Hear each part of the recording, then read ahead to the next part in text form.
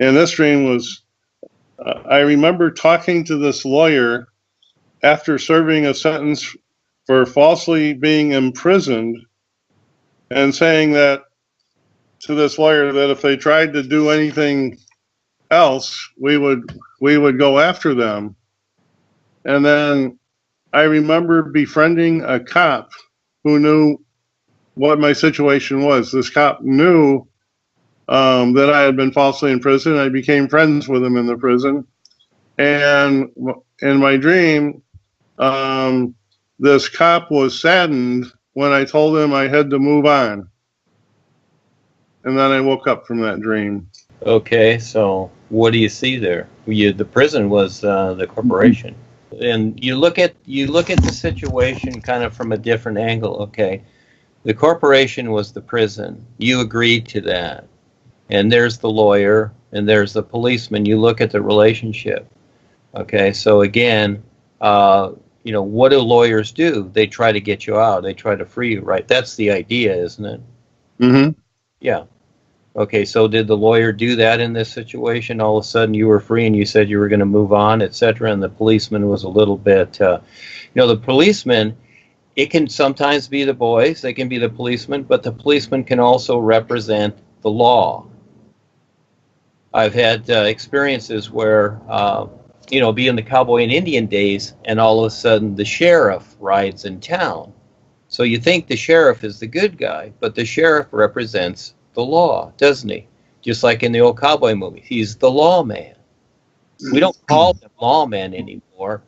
We call them police. It's interesting, isn't it? In other words, they're policing everybody. It's different than being the lawman. The old lawmen they represented the law, but they weren't really policing people. It's interesting, the transition, isn't it? So you tell me from this experience, you had this lawyer and you're telling this policeman, which is the law, okay, which is, like Joni's law or her guidelines. And so that could be like Peter Skelsky as an example in this situation. What you look at it and you see, and the lawyer, did he get you off? Was that the idea? Well, I don't think he got me off. I think I served the whole false prison sentence. Well, you did. You were there almost 50 years. Well, I wasn't. Sandy was. Oh, you weren't there. Okay. Well, I wasn't there that long. So again, it's reference to something there. You'll figure it out. But all the players, they demonstrate something.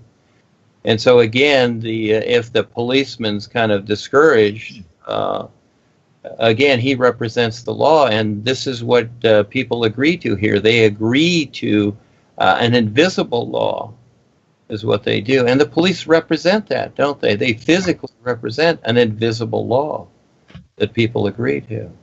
So you see the players there, etc. And again, the lawyer and all these things, we all come through. If it's not the corporation, it's something else or what have you. There's the basic idea. You brought up something very interesting for me anyway, and that is when you said when the sheriff comes to town, he represents the law or whatever. Do you remember the old Gene Autry movies? Gene was kind of boring. I liked Roy Rogers better. Well, what's interesting about Gene Autry is Gene Autry, all his movies were filmed on the ranch that was owned by this financial advisor that I was telling you about that lived on this spud farm out in Idaho with me.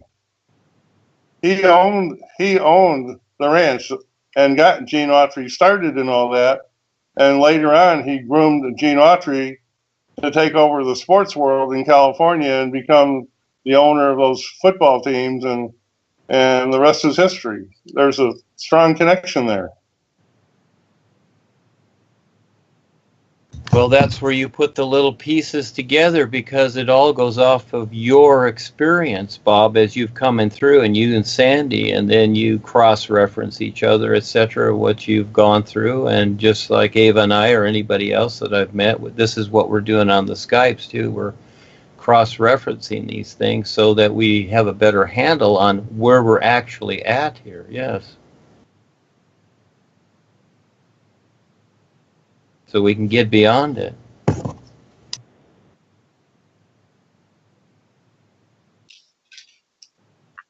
Anybody else want to add a comment? There's one more dream that I thought was really kind of interesting. Let me see if I can find it here.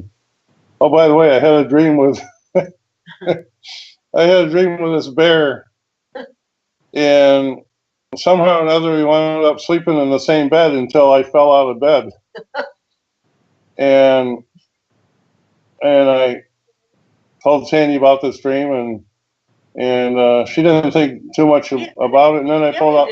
Well, and then when I pulled out my dream book, I remembered this bear had a name, and the bear's name was Harvey. So tell them what you. Well, there was a movie by Jimmy Stewart starred in it, and the name was Harvey, and it was a rabbit that could disappear and he could do many things. So I kind of equated that. I don't know if I got that right, but that's what I immediately thought of when he said the bear's name was Harvey. That's what popped into my mind. All right, here's this next dream I want to share, and I thought it was really interesting. What it was I wrote down.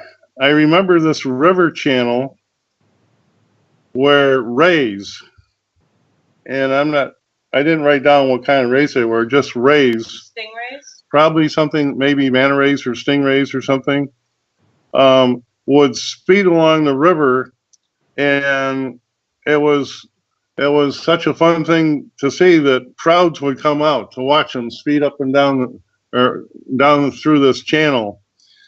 And at one point, there were a couple guys who set up this device over the water, and they had what it would do is it was almost like a fly trap. The thing was like maybe 10 or 15 feet long and 10 feet wide, and it had these arms that would come just snap down into the water and catch these rays as they went by.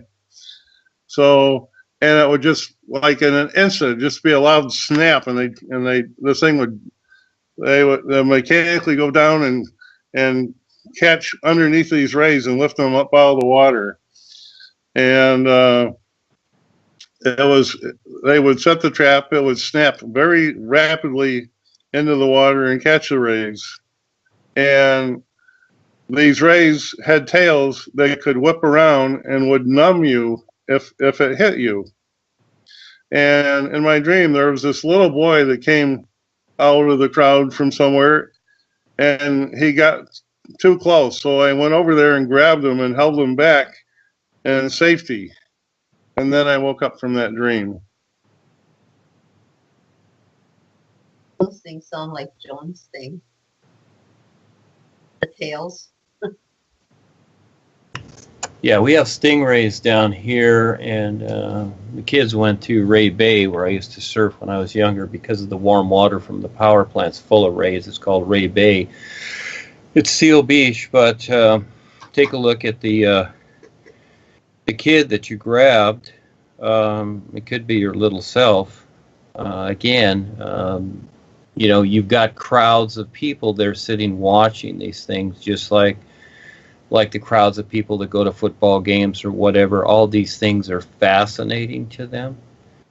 And yeah, the rays are very lethal, but it's a fascination until people wake up. So yeah, you decide your experience, but it could be your little self, that little inquisitive self, that you're the real you, and you grab it and hold it back. So again, I just look at the simplicity of the experience, what is demonstrated to you. So again, you're seeing the masses there. They're always interested in something that usually makes no sense at all. And so all of a sudden now you have the awareness, and you know what's going to happen, where the crowd, they're fascinated by it, and to the point to where they even sacrifice themselves. They do sacrifices, like religion and politics and whatever. So that's a kind of a view, but something's being demonstrated, but you have the awareness, you knew what to do. Well, I do feel I'm becoming more aware. It's more than just guidelines, isn't it? And It is. yeah, parables and old wisdom and these things that look good, that are really a rearrangement of words, like the laws and everything we have. It's interesting that people have become afraid of words that are written or spoken, and it's just a rearrangement of these words is all it is in creation. It's nothing but that. And it's just learning to see that. That's all it is. You know, like Mike sees through these things. In other words, yes, the lawmakers or whatever, they state things a particular way to make it look like it's a benefit or it's a penalty or something accordingly. But they set this up for themselves. They are the lawmakers and have gotten people to think that, oh, we need to have these laws. These are needed. But really what it is that in some way it's usually, if not all the time, to their advantage.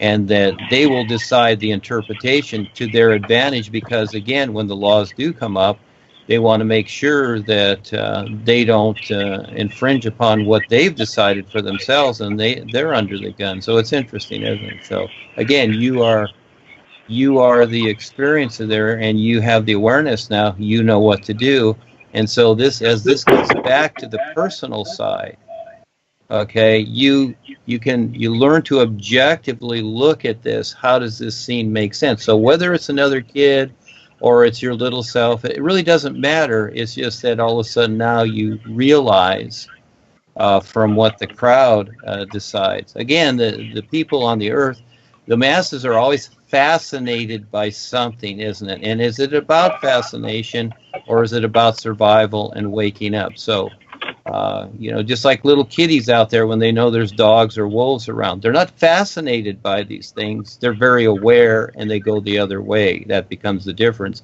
They don't stand there and stare at them to see if they're going to chase them and eat them.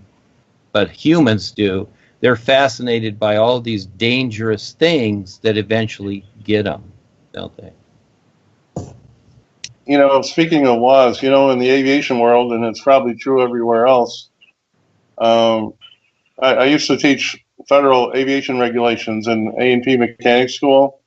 And one of the interesting things about aviation laws is they're written in a way so that the laws are dubious. And I talked to top aviation lawyer and said, why do they write the laws so the interpretation is dubious?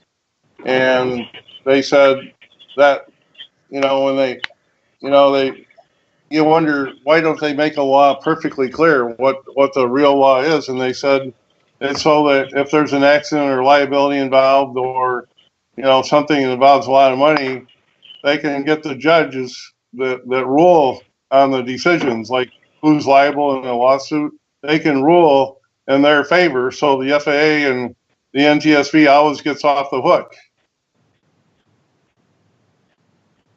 There you go. Thank you. You're our prime witness. You know these things, and again, you are the guy behind the scenes. And so, my business dealings too. I have been behind the scenes with the banking, just like Mike and I had been in that tax program in the 70s, and we learned a lot of these things. And so now you see behind the scenes what's going on. And so again, there's no mistake how they write these things. They write them accordingly. And that is that, so in a way, yes, so they see the end result. They can let people have a little win here or there, no big deal. But when it really comes to a real confrontation, they want to, with these laws, because they've gotten people to agree that the law is something, so they want to be prepared for that. They've prepared themselves. Yeah, so now you see it. Thank you for sharing. Yeah, now others know. So again, it's not fighting the system either. The system is the system. This is where, from what I've learned, is that the boys, just like when Joni and Darwin and Harold took over the corporation. Well, the boys just start a new position. That's all. They don't fight the system or anything. They just go start a new position, and this is where we are now. I had a EEOC experience back in the mid-90s. For anybody that knows what EEOC is, that's the government organization that spends millions and millions and millions of dollars every year to make sure there's no bias against employers, you know, not hiring people based on the religion, sex, or race, or, you know, that sort of thing. Well, maybe it was, or maybe it was early 90s. And I was at the time I was in a church that kept the Sabbath day, kind of like the Jews do. You don't work on Saturday because it's the Sabbath. And so the post office was hiring techs. And it was really a fantastic job. You know, it paid top dollar for wages at the time for a government job.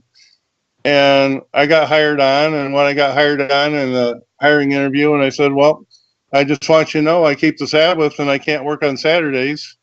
And the guy who hired me said, no problem, we'll work around that and let you work, you know, Sunday through Sunday through Friday, and that won't be a problem.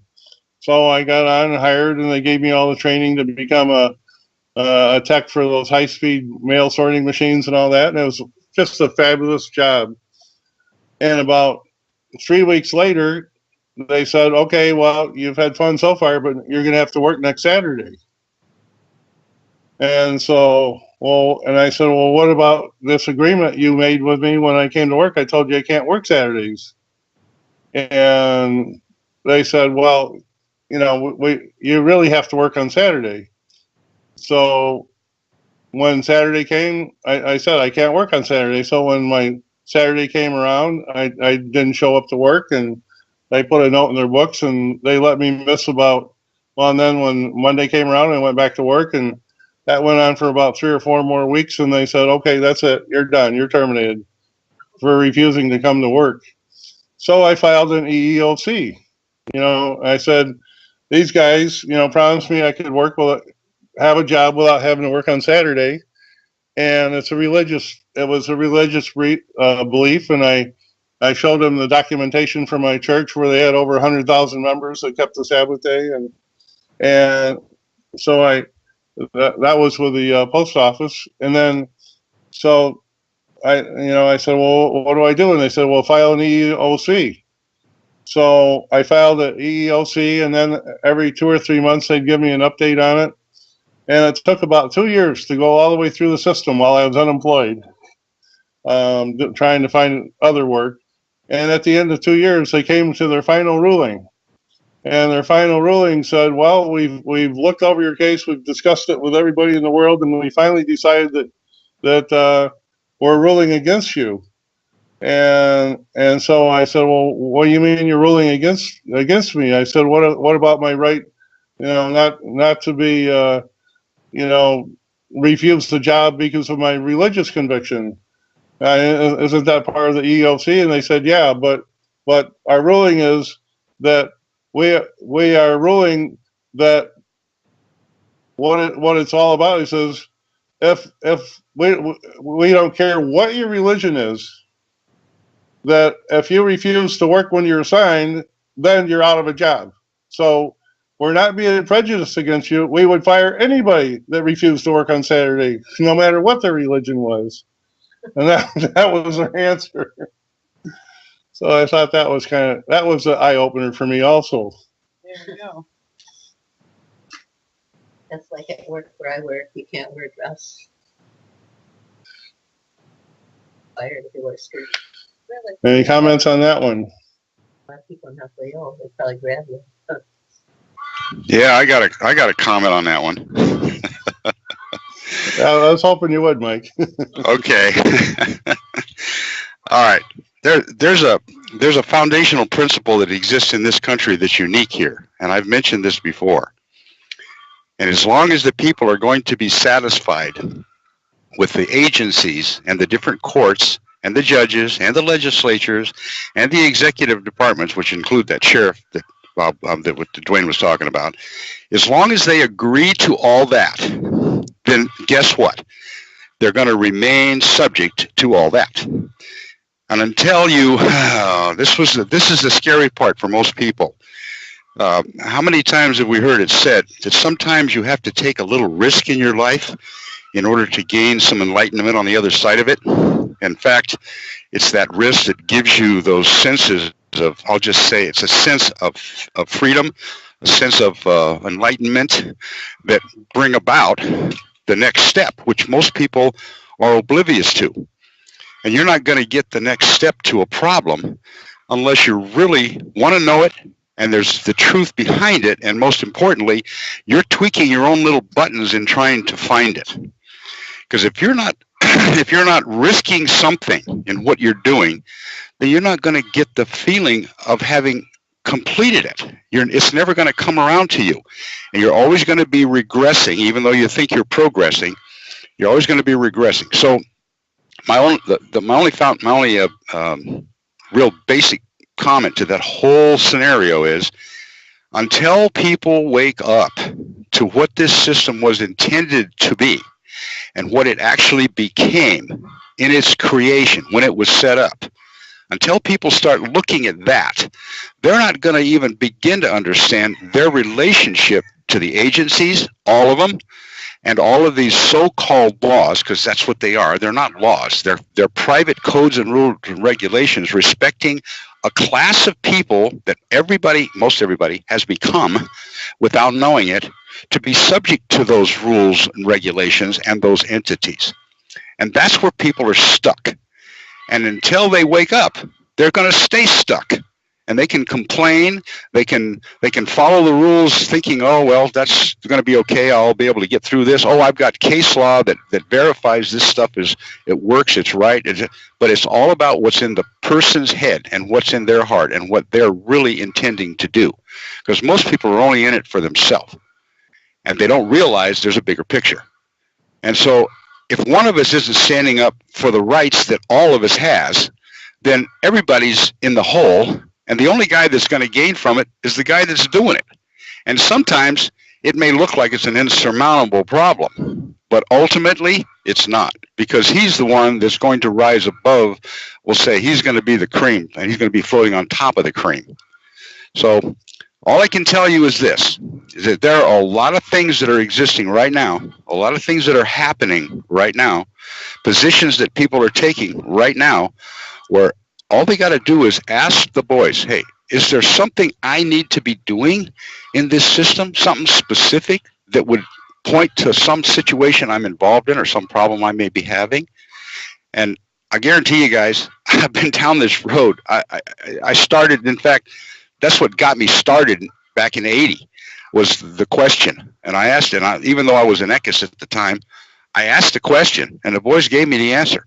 And the boys have been giving me answers ever since. All I had to do was be ready to ask the question and ask the right question. And it was always something that when I got the answer, it was like, oh, crap. Oh, no, I got to do that. Yeah. Okay, I'm game.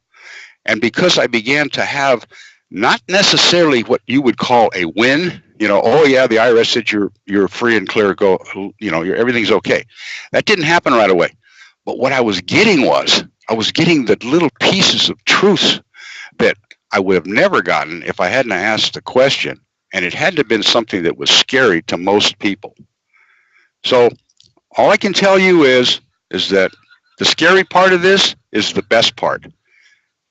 And if you don't try it, you're never going to find out what's on the other side of it. Well, thank you, Mike. This was over 10 years before I even went into Eckankar, so I didn't know anything about the real guides or anything back then for help. I mean, this was a long time ago. Had I known the real guides, I would have stepped out just like you're doing. But I just thought it was interesting. I just wanted to share the fact that the EEOC was just another example of where people assume that they're being protected when exactly the opposite is true. That's the part I wanted to share with people. And you're right. If you have an issue, you should ask real guides for help and step out, step up and take them on, and I agree with that. So thank you very much, Mike, for your comment. Yeah, again, yes, it's good, Mike. Thank you. So again, as we go along here and we all get to know each other a little better and what what we've experienced, you see that what is being presented here as you bring your experiences in. Now you see that okay, just like confronting these things, it's not necessarily doing that, but all of a sudden, with what we're doing, we can take advantage of these things to where we create a benefit with them, not just confronting the system with what it's done, because we know what the system is doing, don't we? We know the system is for itself, which is fine, because we're here for everybody. So this is where, just like with the college, with Val and what have you, we're prepared to go into the lawsuit mode with it, but it's not about a lawsuit. It's not about that. It just gives us an avenue to step up and creatively show people what we're doing, and that all these things can be utilized for a benefit instead of being scary and all these other things that people have come to know, and being unconsciously unaware of what's taking place. So now all of a sudden you have all the tools out there, and you just kind of bring them in. Well, again, those who have been through the corporation, they see that the idea is that you just go to the seminar and you just listen to Harry talk, and that's it. You don't do anything else. You go back to your 9-to-5 routine, which is you're a subject of the Queen, basically, and that's it, and thinking that Harry will take care of you, which it will not happen. There's no such thing. So now you're stepping up with all these qualifications that you have. Everything is a qualification. Yeah, it's not about win or lose. It's not it. And when we're looking at the college here, it's not about it. And Val is, proceeding with this, and I will back him up, just like the boys have backed me up with what I've decided. And because they see that there's a bigger picture, etc. So everybody brings their part in some way to, again, because the world's dying. It's dying very rapidly. So who's going to watch and who's going to do something? So we are the doers, and there's always ways to do something that makes sense. And yeah, it's a lot. Look at what Mike and Bob and others have been through. It's huge. But all that experience, you decide how that's going to be focused on something that's a benefit for everybody. So right now we're looking at the all-natural environment, which is just another word for the isness, the all-is, etc. So because people aren't just ready for that, matter of fact, because of how they are through politics, and especially religion and prayer and all these things, and their gods, etc.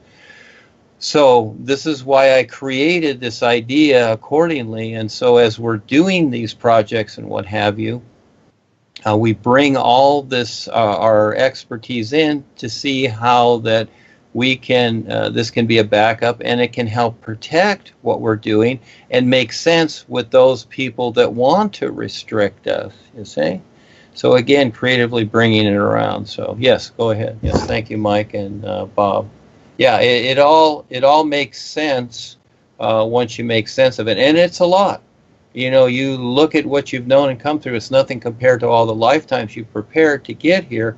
It's just a whole lot. So this is where you these ideas that you've had about being self-convinced about something, they don't exist, because there's a lot more and life's a lot bigger. And to get through this, yeah, are we going to sit around and just do our old routines, or are we going to step up and become more aware and earn our way? This is where the individual, again, in the corporation, no, you didn't need that. You were paying your dues, and so you figured that, oh, okay, so I'll chip in, and I'll go to the seminars and listen, and everything is fine. Well, now you're starting at square one. You're starting at zero again, but this is the big step to where, okay, now you have to prove yourself. You have to show what you have, and will you take the risk to do it? This is where you really earn your way. So yes, we've all been through the boot camps, you might say, but now once you're out on the field out there, that soldier is out there, you're starting at square one. Now you got to prove yourself. That's where you earn your stripes, not in boot camp necessarily, but out there on the field is where you earn your stripes. In the same way with this is where it gets very, very real. So yes, bringing all these things together, yes, this is why you're here, Mike. That's why the boys chose you, and Bob and Sandy and everybody else, because you kids are risk takers, and you had this chance to do this, and you're doing it. Yes, thank you.